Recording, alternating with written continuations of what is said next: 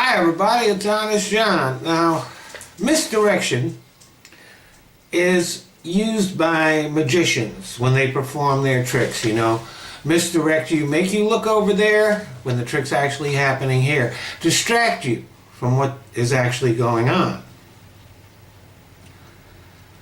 Donald Trump has been trying to do the same thing since he became president. When it started to leak out that he and his staffers were colluding with the Russians during the presidential campaign, at first they just simply denied everything. Well, more and more information came out, and that denial didn't work.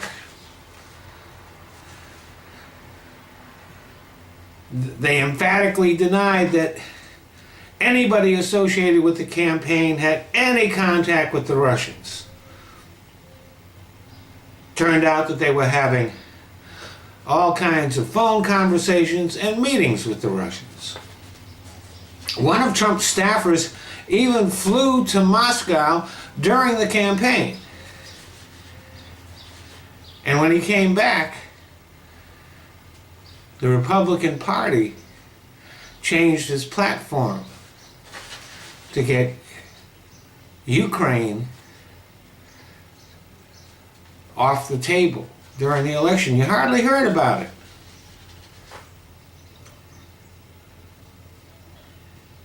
Trump insisted that he had no business with Russia, but that's a matter of public record. Ever since his sixth bankruptcy, when U.S. banks no longer would work with him, Trump started a whole lot of partnerships with Russian oligarchs.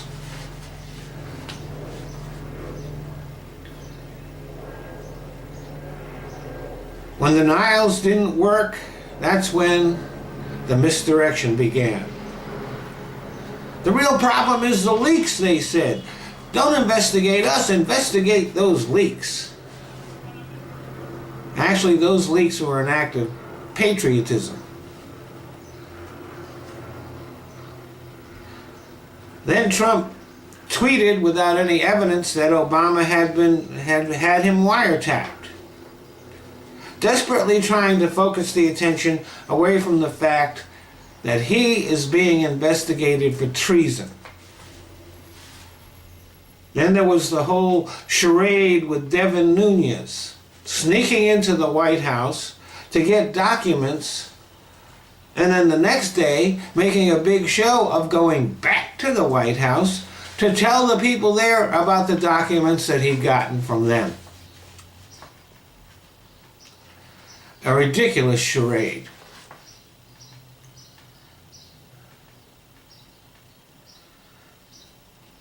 And then there was another accusation by Trump without any evidence at all that Susan Rice had committed a crime. And a lot of Republicans took that bait. We have to investigate that, they said. Her name just works like a dog whistle with Republicans. Which brings us to Donald Trump's latest attempt at misdirection. The U.S. missile attack on Syria. It was an attack on a small Air Force base. Now, the gas attack that prompted it was indeed a horrible war crime. And the news coverage was heartbreaking. But there have been a lot of horrifying images coming out of Syria, and a lot of heartbreaking stories coming out of there. And Donald Trump's response to all that has been to ban Syrian refugees from coming here. So the idea that this particular story caused him to have a change of heart is ridiculous. He might have sent some missiles at that base, but he's not changing his policy about Syrian refugees, is he? And he's not doing anything to change the course of the war.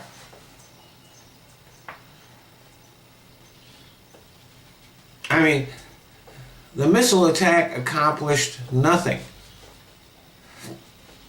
As a matter of fact, the base that was hit was back to being operational the next day.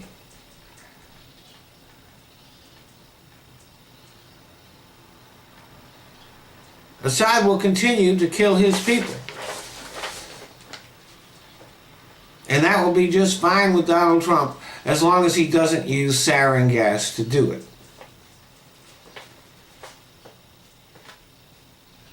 As far as the Syrian war goes, striking that base meant nothing.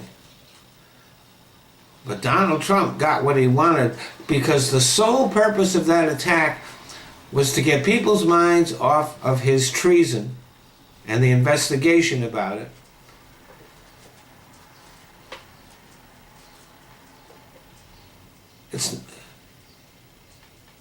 It was to get that out of the news, off the headlines. Oh, and boy, did the news fall for it. Those people fall for it. They were actually saying that Trump was acting presidential. As if shooting off missiles makes somebody a great president. Let's not forget what this investigation is about. It is about treason. It's not just about what Russia did to us. It's about what deal did Trump make with the Russians? What did he promise them? What was he going to give them as a reward for their help? So Trump's going to strut around and bask in the glory of the news coverage of the missile strikes because he accomplished what he wanted. He got the Russian investigation out of the news for a while. And I'm sure that when Rex Tillerson gets to Moscow next week, he will whisper soft, soothing words in Vladimir Putin's ear, reassuring him that Trump hasn't double-crossed him. That's assuming he doesn't know that already, which he probably does. But the 24-hour news cycle passes really quickly, and this attack will fade away in the next few days because there's not going to be any follow-up to it. There's not going to be any big change because of it. But the investigation, that will continue. And as it closes ever tight around him, what else will Donald Trump do to try to distract from it? And how much danger is he willing to put the country in order to create that distraction? Thanks for listening.